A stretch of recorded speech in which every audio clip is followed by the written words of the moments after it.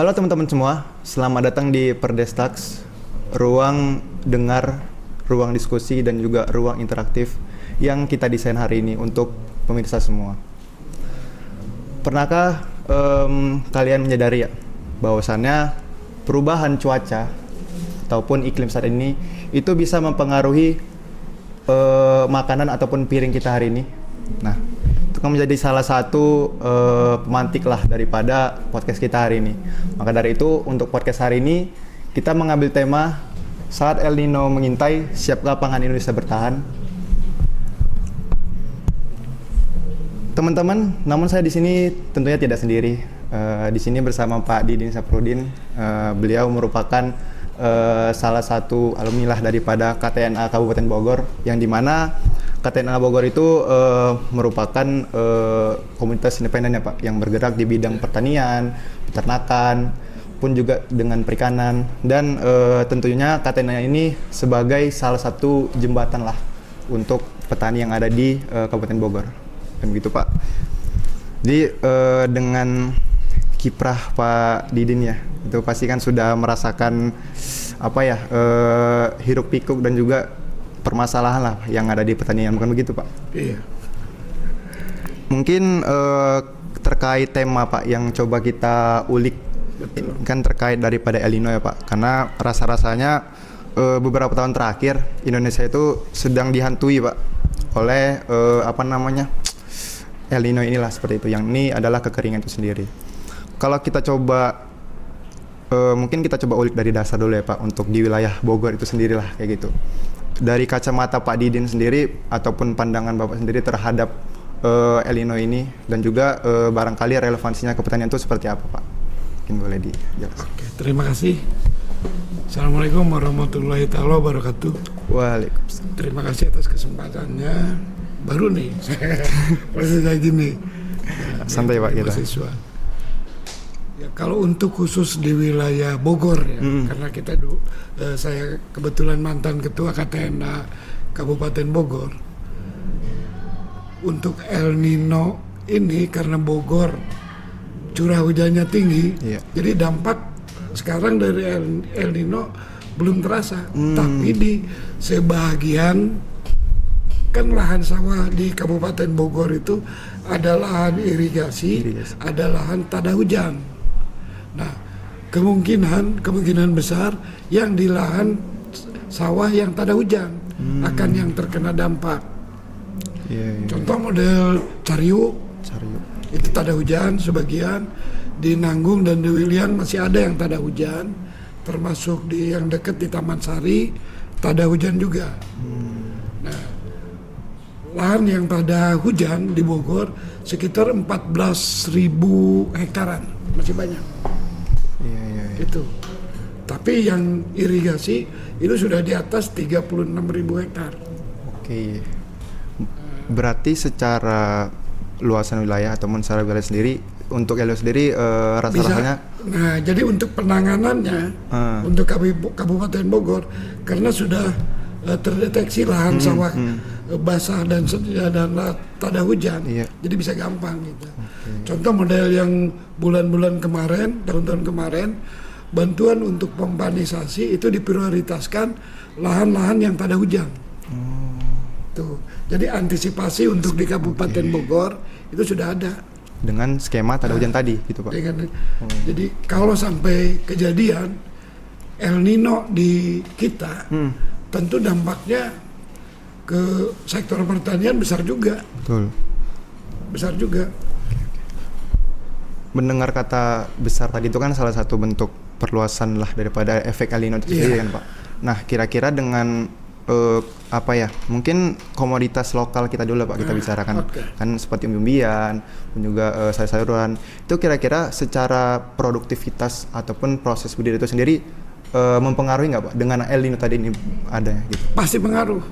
Kalau sampai terjadi El Nino di lahan kekeringan itu akan pengaruh, karena satu, pasokan air berkurang. Di mana tanaman butuh air, contoh terutama padi.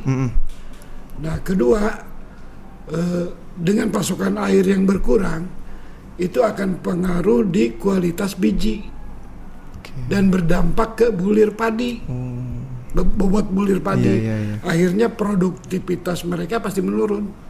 Itu udah pasti. Nah, belum lagi dampak ke hama penyakit.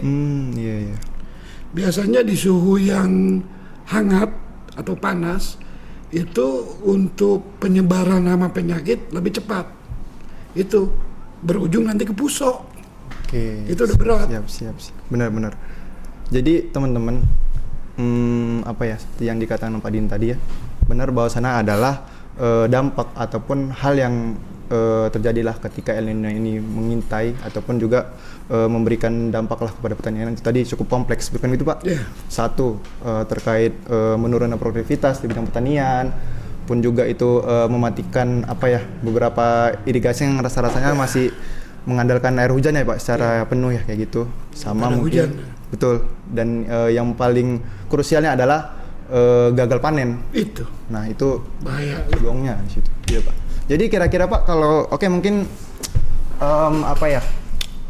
di daerah Purwasari sendiri lah Pak, itu kan mungkin ada daerah Bapak lah seperti itu. Ya. Kira-kira metode untuk hal tersebut selain daripada tak ada hujan itu ada nggak alternatifnya barangkali gitu? Kalau di Purwasari, di desa saya sendiri, kebetulan pengurus irigasinya aktif.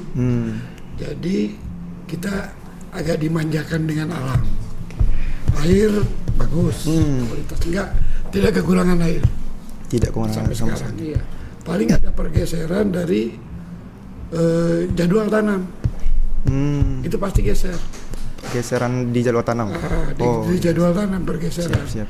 Ya kalau di kami kita masih menjunjung tinggi kearifan lokal. Kalau di akademisi kan ada BMKG ya. Iya. Nah kalau di petani itu biasanya dia menggunakan ilmu peranata mangsa. Itu seperti apa Pak kira? Ilmu peranata mangsa itu ketika petani mau nanam padi, dia akan melihat bintang di atas. Ada bintang Uluku, contohnya itu ilmu lama.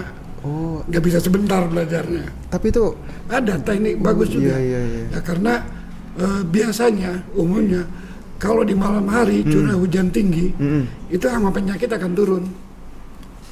Patokannya. Dan saran dari kami sih sebaiknya kalau yang buat tanam padi itu di sebelum bulan Agustus, di Juli. Sekarang bagus. sebelum bulan Agustus ya. Itu musim-musim yang Musim-musim pas bagusnya. produktif lah Pak Ya. buat. Iya.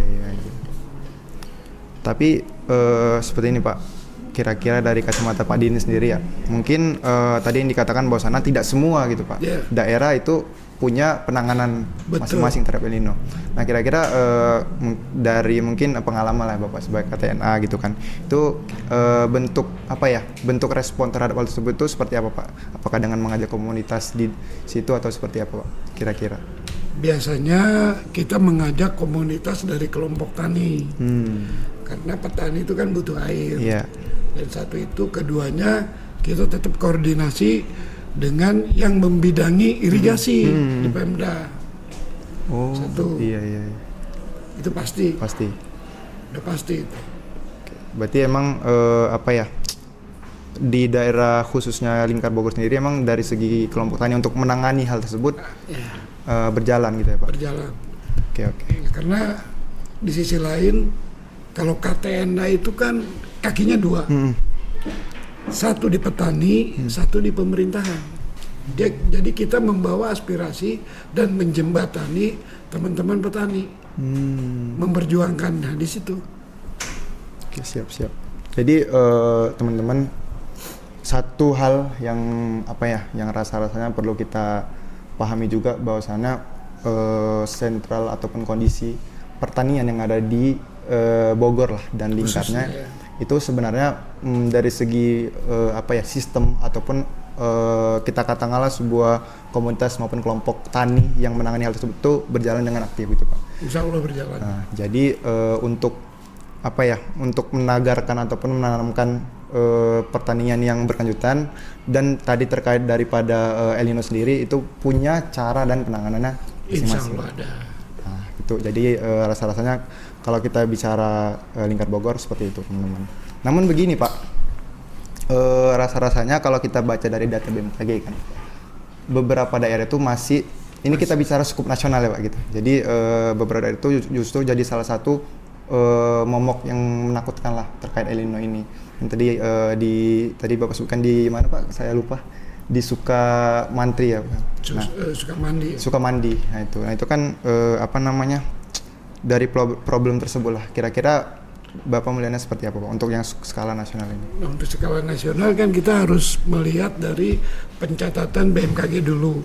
Itu diambang berapa persen? Oke. Dampaknya, pantauannya. Nah, kita kan tidak lepas dari kodratillah takdir ilahi ya. Iya. Nah, waspada kita harus. Tapi panik jangan. Kenapa itu Pak? Dia boleh panik ya? Ya kan belum pasti. Iya. Contoh model di Bogor aja, curah hujan tinggi. Buktinya yang ramalan BMKG kekeringan, ternyata Bogor banjir. Iya. Benar. Banjir. Iya. Itu. Nah, itu aja. Jadi waspada kita harus untuk pencegahannya. Oke. Tapi untuk terkait, memang kita kalau kita bicara cuaca iklim itu kan sifatnya semi mutlak lah Pak, karena kan bukan kita yang mengatur. Betul. Gitu. Cuman ada nggak sih Pak kira-kira bentuk bentuk respon pemerintah gitu Pak, ketika emang daerah misal daerah di daerah Jabodetabek atau daerah Sumatera gitu. Ada. Itu kira-kira seperti apa Pak bentuk? Ada, paling dia di itu tadi perbaikan irigasi, pompanisasi dan penanaman tanaman keras di hulu itu harus bentuk-bentuk antisipasi dan jangka panjangnya. Pompanisasi itu bisa dijelaskan kira-kira gimana? Pompanisasi ya dia kan ngangkat air dari bawah ke atas. Rata-rata yang di tanah kekeringan itu irigasinya di bawah. Di bawah rata-rata. Oke. Itu mendefinisikan dari pompanisasi tadi lah ya, kurang lebih seperti itu. Oke. Jadi rasa-rasanya ya kalau emang bicara skup nasional tadi kan udah dijelaskan ya Pak bahwasanya emang bukan jadi sebuah kayak kita lah yang mengatur gitu kan Pak, karena kan semi mutlak kan gitu. Nah tapi yang perlu disadari bahwasanya ternyata emang pemerintah juga merespon hal tersebut gitu kan Pak. Ada respon, cukup bagus. Nah cuma gini Pak, barangkali kalau kita itu kan bicara terkait sektor pertanian secara produksi dan produktif kan itu. Kalau kita coba menggiring ke arah ekonomi itu gimana Pak? Ke arah ekonomi udah jelas dampaknya pasti ada. Oke. Satu dari kualitas dan pasokan barang turun, dampaknya dengan langkanya barang produk pertanian di pasar itu gejolaknya pasti naik harga. Oke. Itu. Kedua yang waspadai tadi itu dari hama penyakit. Dampak dari El Nino otomatis ke kualitas dan kuantitas barang akan menurun. Nah sehingga terjadi gejolak harga di pasar. Itu udah pasti. Itu akan jadi ini ya Pak, pola lah. Ya, pola dampaknya ya. Iya. Oke. Jadi apa ya Pak? Kalau kita bicara skala ekonomi tadi berarti kan itu ada turunannya lah daripada El Nino tersebut. Nah, kalau kita bicara mungkin skala lagi Pak, skala baik daerah atau nasional, itu dari kacamata Bapak sendiri daerah mana Pak kira-kira yang rasa-rasanya terdampak hal tersebut dan kita bisa melihat itu dengan nyata gitu? Paling daerah ke timur ya. Model Sukamandi, Kerawang, Cirebon, itu udah pasti kekeringan karena dia yang Cirebon kan udah pinggir pantai. Iya. Oke. Jadi emang khusus daerah timur lah Pak ya lebih tepatnya. Daerah timur. Kalau barat sih kayaknya kalau dengan ada isu El Nino, justru kan kita kebalik nanya ke BMKG. Hasil kajiannya berapa persen sih yang akan turun? Nah, kita waspada juga. Iya. Benar. Jadi emang harus ada sikap tanggap ya dari setiap waspada ini. Kita harus jaga-jaga siaga ya harus dari awal. Mulai untuk kesejahteraan masyarakatnya sampai ke perlindungan tanamannya. Berbicara tentang kesiapan ya Pak. Tadi kan sikap tanggap berarti kan kita harus merespon cepat akan hal tersebut kan gitu. Tapi kalau dari kacamata Bapak sendiri melihat apa namanya, kita katakanlah El Nino ini sebagai sebuah permasalahan gitu. Lalu kemudian pemerintah mengeluarkan sebuah program atau kebijakan untuk hal tersebut. Nah, kira-kira itu sampai nggak Pak kepada masyarakat itu sendiri gitu? Kalau yang di Kabupaten Bogor, alhamdulillah untuk di masyarakat ya. Jadi untuk antisipasi kekeringan dan lainnya, Bogor itu punya program yang rutin, yaitu GPM, Gerakan Pangan Mandiri. Gerakan Pangan itu Mandiri. Dilakukan di setiap kecamatan. Dan diadakan setiap 1 bulan sekali. Dan tidak menutup kemungkinan juga untuk dinas terkait di Dinas Ketahanan Pangan, dia menyelenggarakan juga GPM. Di setiap event-event. Itu harus ada. Itu salah satu unggulan. Ya, salah satu unggulan untuk Kabupaten Bogor. GPM ya Pak? GPM, Gerakan Pangan Mandiri. Mandiri. Nah itu Pak, kira-kira boleh dijelaskan lebih detail nggak Pak? Sistemnya seperti apa? Sistemnya dia dari panitia, dia menyediakan barang-barang yang di bawah standar harga. Karena sebagian sudah disubsidi oleh pemerintah. Itu ada subsidinya. Menarik ya Pak? Jadi dia jual ya harus lebih rendah dari HET. Lebih murah lah intinya. Gitu. Itu salah satu GPM, ya, untuk jaga-jaga dampak dari El Nino di masyarakat Bogor. Iya. Penerapan GPM tadi itu mencakup daerah secara general lingkar Bogor atau tidak semua mendapatkan itu Pak? Dia di kecamatan ada jadwal. Tiap kecamatan harus menyelenggarakan. Dalam dari 40 kecamatan. Bogor itu ada 40 kecamatan. Dia ada di 40 kecamatan dan bersebar di desa. Dia pedesaan aja ada 416 desa. Kelurahan 19 kelurahan. Itu wajib penerapan itu. Tapi keliling sifatnya, contoh Dramaga. Bulan ini Cikarawang, bulan besok Purwasari, bulan selanjutnya bergilir dia. Harus satu kecamatan itu harus. Tapi ada kalanya kalau kayak di event-event model kemarin HJB difokuskan di satu titik di kecamatan. Bogor pun sering. Kabupaten Bogor paling sering. Di Pakansari itu. Setiap ada helatan pasti Bajar ada. Siap. Itu salah satu bentuk kepedulian dari pemerintah Pemkab Bogor yang untuk masyarakatnya. Siap. Canggih ya teman-teman. Jadi konsep. Tadi kan itu sebuah harus gitu. Sebuah bentuk, iya benar tadi yang dikatakan Pak Didin, bahwasanya itu sebuah bentuk sikap tanggap ya Pak terhadap salah satu permasalahan yang menghantui pertanian lah ataupun El Nino tadi, betul Pak. Jadi GPM ini gerakan pangan mandiri. Itu kan sebuah stimulus ya untuk menjawab daripada keresahan lah akan pertanian atau dengan permasalahan yang menghantuinya.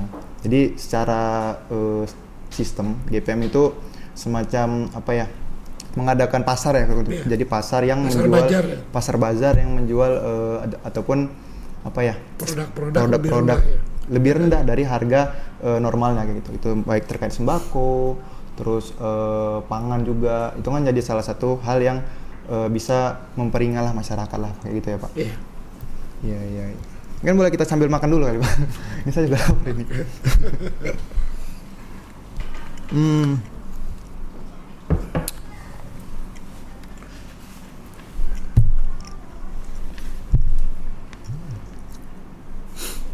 Enggak dimakan Pak.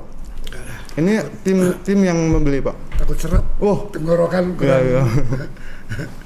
Kurang gini.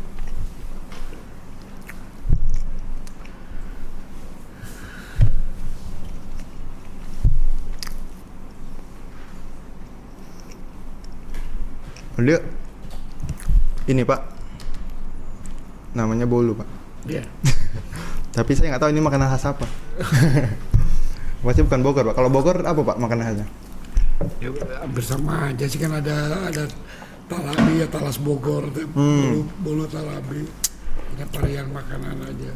Kalau orang tua dulu Pak mengajarkan saya untuk diginikan Pak. Nah, katanya lebih. Itu karena giginya masih udah habis. Iya. Kalau yang utuh enggak.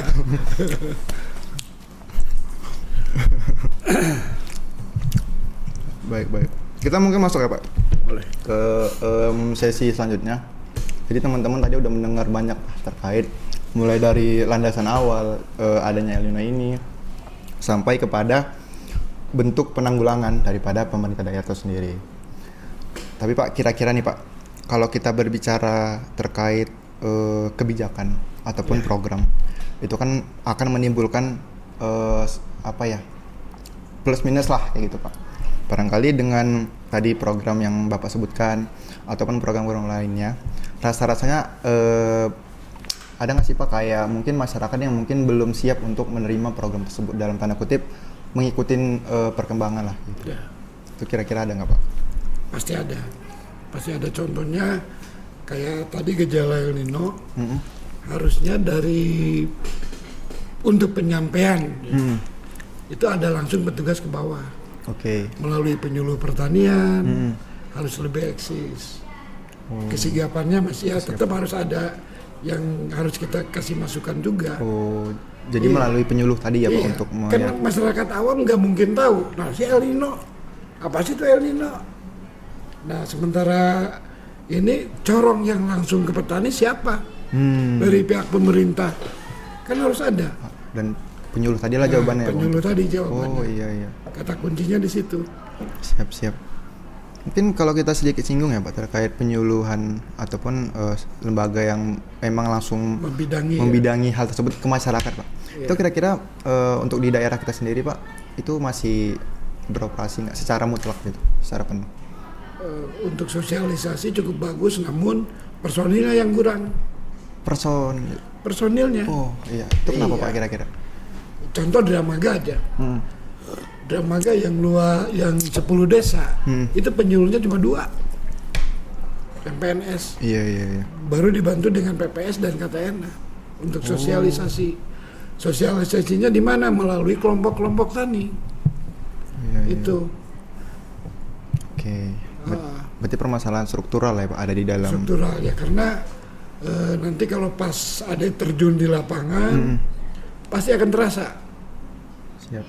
Kita genjot-genjot di desa itu untuk bidang pertanian, namun desa akan jawabannya lain.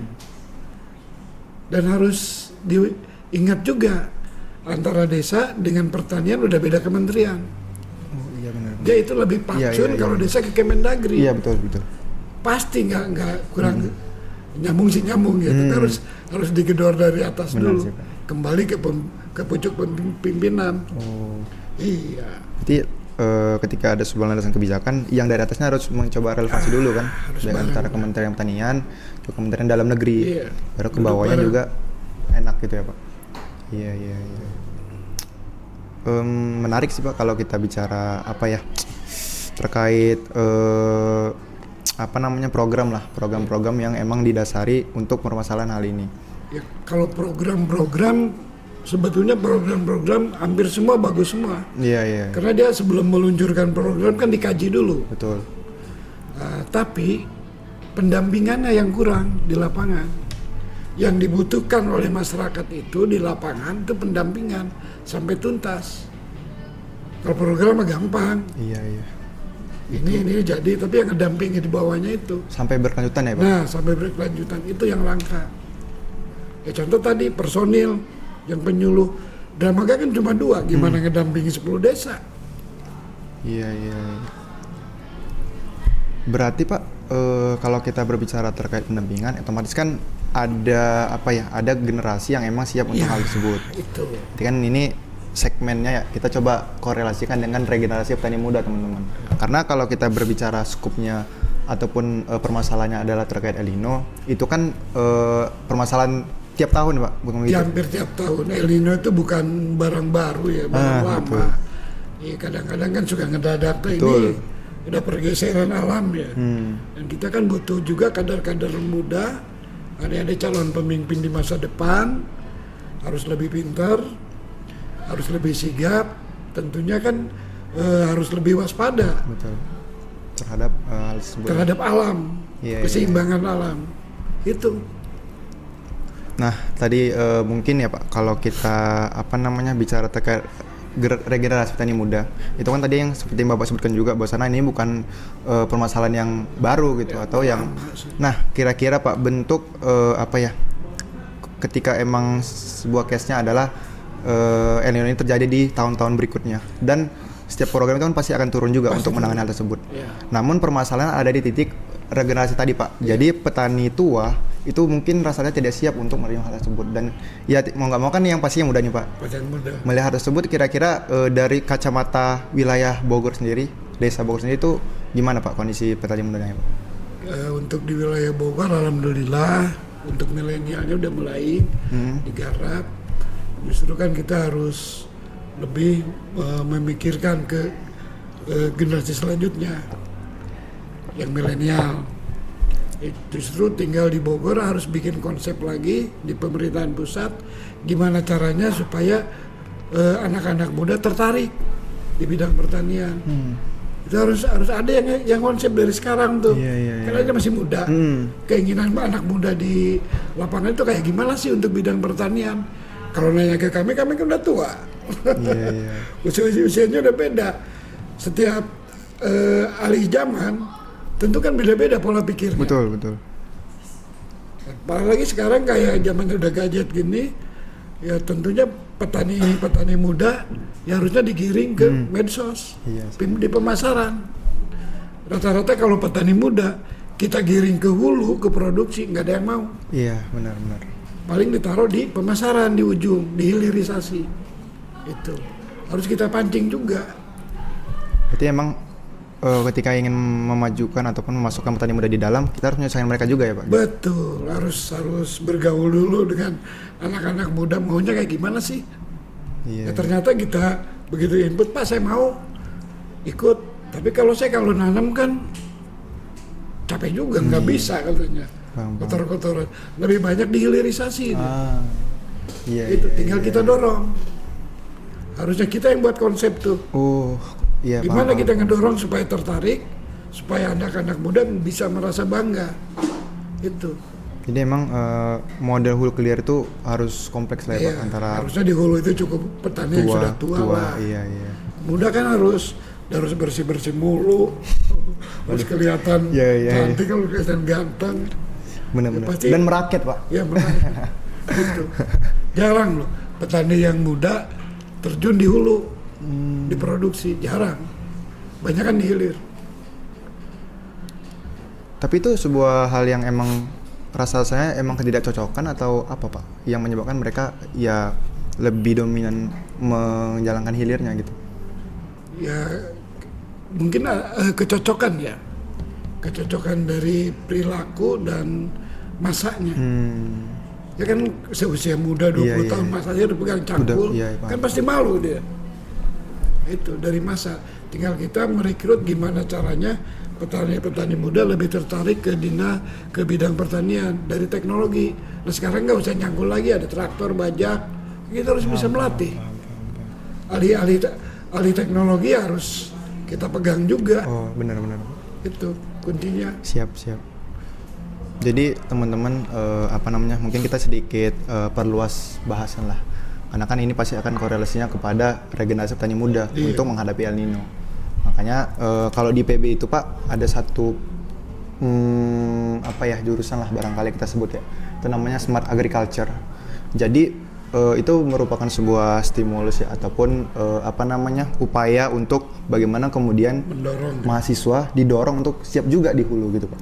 Karena kan pada dasarnya bahwa hulu hilir kan harus sinkronisasi kan. Karena kan usia petani yang tua itu kan bisa dikatakan sudah harus kita sudah harus kita mulai bahasanya backup gitu. Jadi Smart Agriculture ini jadi salah satu prodi di IPB yang menanamkan hal tersebut gitu. Jadi emang Pak kalau kita bicara sistem pertanian secara konvensional, kalau misalnya kayak cangkul atau apa itu kan metode penerapan itu kan berbasis lama lah gitu. Nah di Smart Agriculture itu jadi salah satu hal yang baru gitu Pak. Jadi ada teknologi lah yang menggantikan hal tersebut.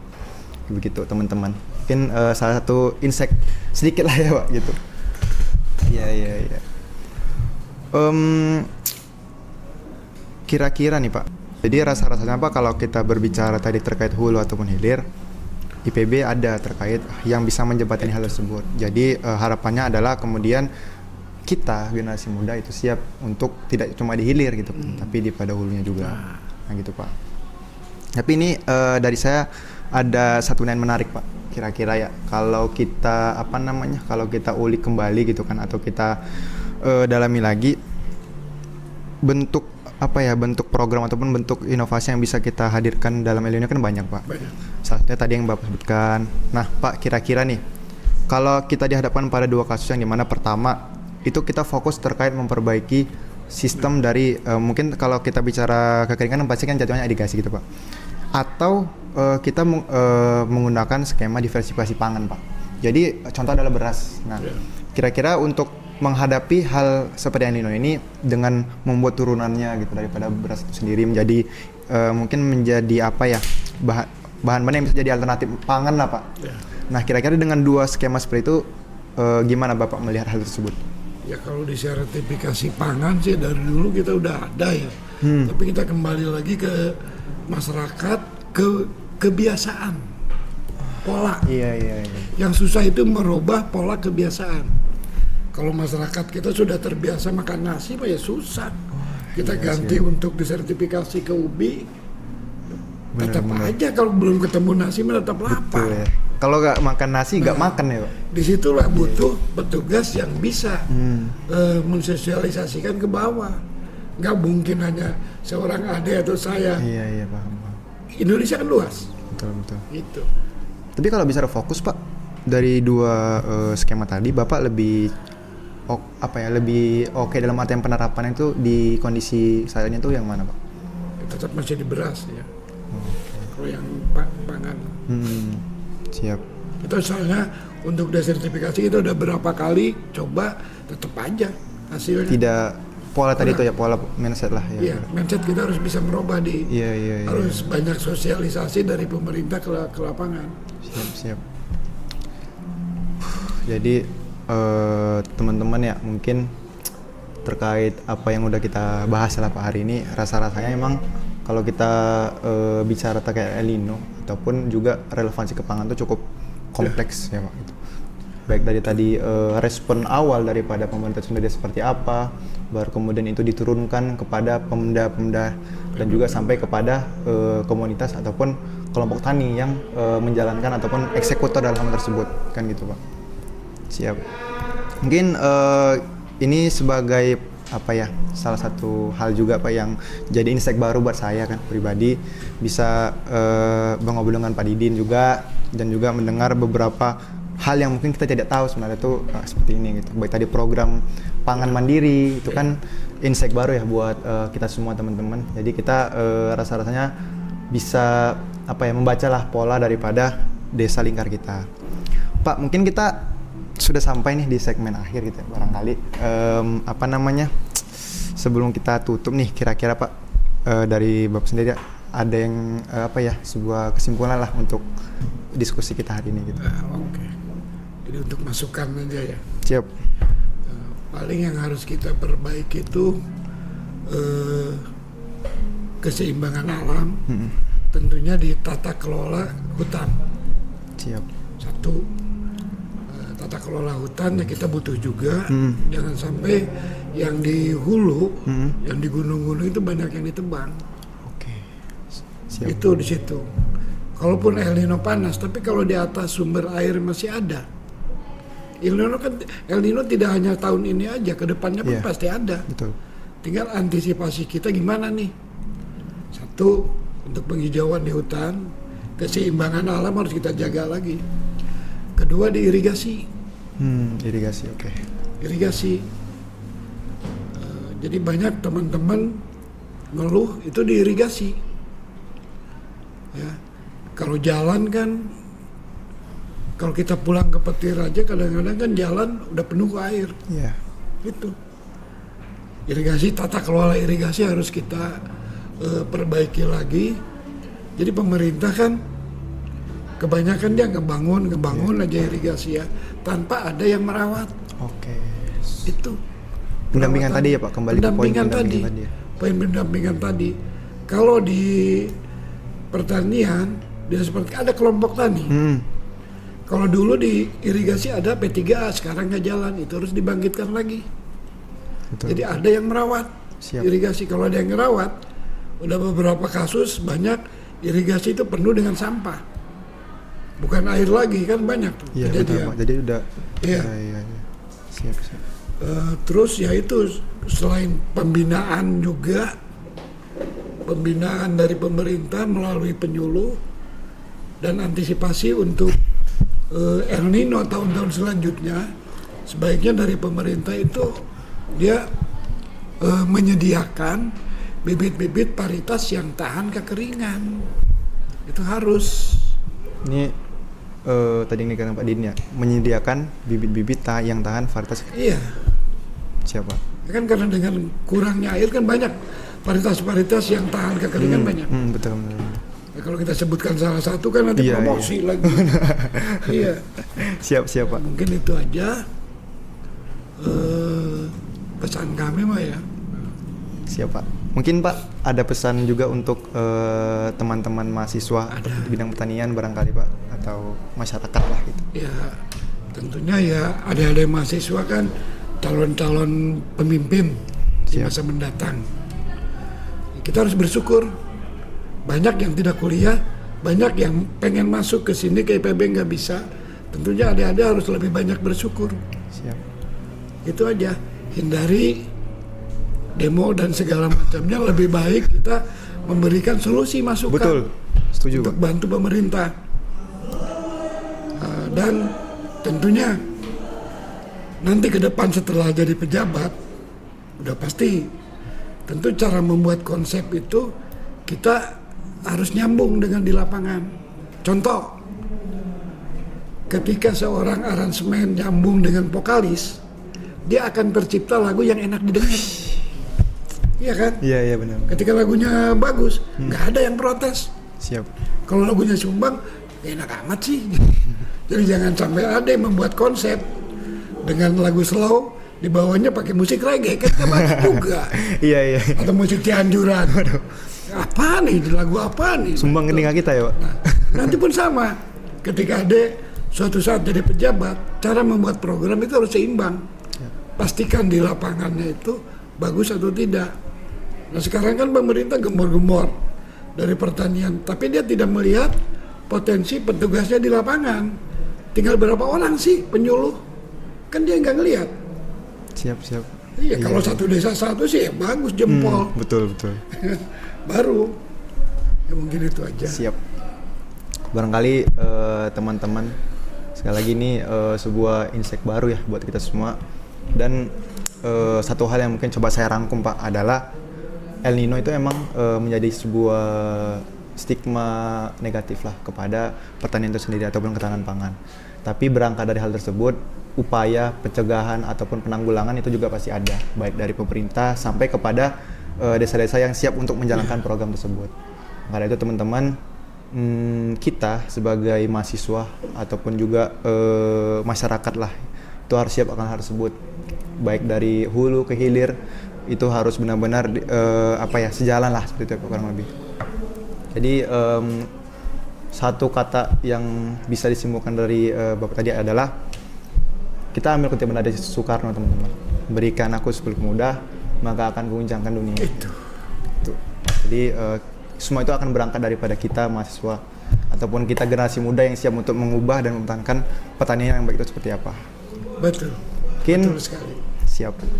Mungkin teman-teman, dengan berakhirnya podcast hari ini, saya Aditya selaku Menteri Pertanian BMKM IPB mengucapkan terima kasih sebesar-besarnya kepada Pak Didin sebagai katakanlah perwakilan masyarakat gitu ya Pak. Dan juga dari kiprah beliau yang sangat-sangat luar biasa. Mungkin terima kasih Pak sekali lagi saya akhirin. Sampai jumpa di ruang podcast kita selanjutnya. Terima kasih.